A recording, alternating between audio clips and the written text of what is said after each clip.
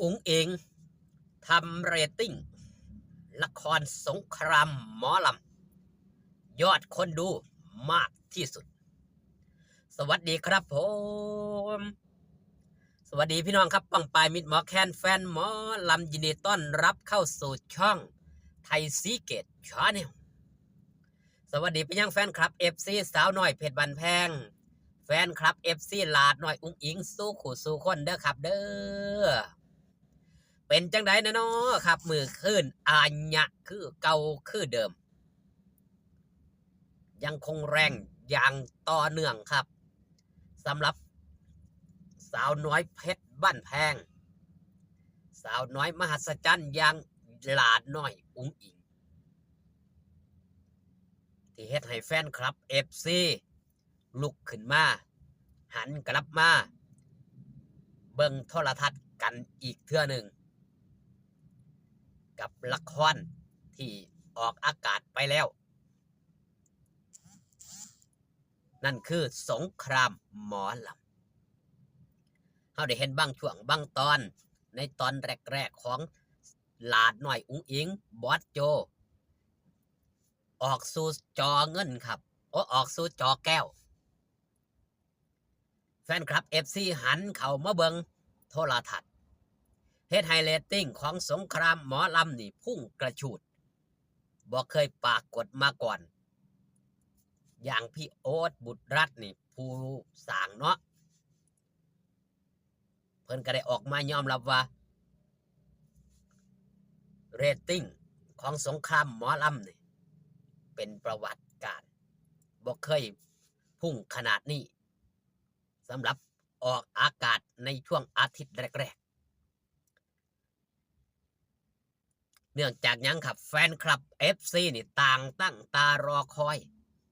สาวน้อยมหัศจรรย์ของเพชรบ้านแพงนี่ล่ะยังหลาดน้อยอุ้งอิงหลาดน้อยอุ้งอิงไปปรากฏตัวอยู่มองได้ก็ตามตั้งแต่แรกเริ่มเดิมที่เรตติ้งของช่องนั้นๆรายการนั้นๆพุ่งกระฉูดสมกับเป็นที่ฮักสมกับเป็นยังครับซุปตาหมอลำสมกับได้รับรางวัลขวัญใจมหาชนคือไปมองได้แตกมองหันครับแตกสวดด้วยความ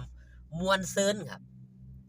แฟนคลับ FC ก็ต้องการอยากไปเบิงอยากไปแย่งว่าหลาดหน่อยอุ้งอิงแสดงละครเป็นจังไดตอนเนื่องจากหนังมาเลยครับหนังค่ายอ้อมาหาละครแล้วก็มาหาเวทีในฤดูกาลนี้ของสาวหน่อยเพชรบานแพงถือว่าอลังการงานสร้างฉากแสงสีเสียงครบอรรถรสได้รับการยอมรับจากยังครับจากแฟนคลับ FC มากมายเจ้าภาพเจ้าการเจ้างานบอติครับบอสโจจนได้ออกมาว่าผู้จ้างบอติผู้ติบอได้จ้างเป็นธรรมดาครับคนเขาอยากว่าเขาอยากว่ากับเป็นธรรมดาของคนเฮาเนาะไปหามบ่ได้ลาน้อยอุ้งอิงก็เช่นเดียวกันครับความฮิตความดังความปังนี่ก็หามบ่ได้เช่นเดียวกันไปปรากฏตัวอยู่ไสก็ตามมือว่านแลน2 งานกลับมาหอดจอดถึงล้านมองทำการแสดงขึ้นไปเช็คเรตติ้งก่อนขึ้นไปเบิ่งยังครับไปเบิ่งมาถามแม่บีถามผู้นั้นผู้นี้คนมาหลายยังคนมาหลายบ่เป็นประจำทุกเทื่อครับที่หลานน้อยอุ้งเองนี่เมื่อไปงานกลับมาบ่ได้เซ็กเสียงเซ็กเศร้านี่ก็สิถามว่าคนหน้าเวทีนี่หลายบ่หลายหรือยังแล้วก็ไปเบิ่งไปแย่งโดยตาของเจ้าของเองนี่ให้เห็นกับตาว่าคนหลายบ่เมื่อคนหลายครับเป็นจังไดครับศิลปินมีความสุขครับมีความสุขที่คนมาเบิ่งผลงานของเจ้าของ ขันคนมาบ่หลวงบ่หลายกับศิลปินกะใจวันคือกันได้พี่น้องนั่นคือความเป็นศิลปินครับสร้างความบันเทิงสร้างความสุขให้กับแฟนคลับ FC มือขึ้นกับอัญญะล้านแตกถือว่าเป็นเปิดฤดูกาลของสาวน้อยเพชรบันแพงทางไหนครับทางเขาตะโลทางชลบุรีเป็นครั้งแรกเปิ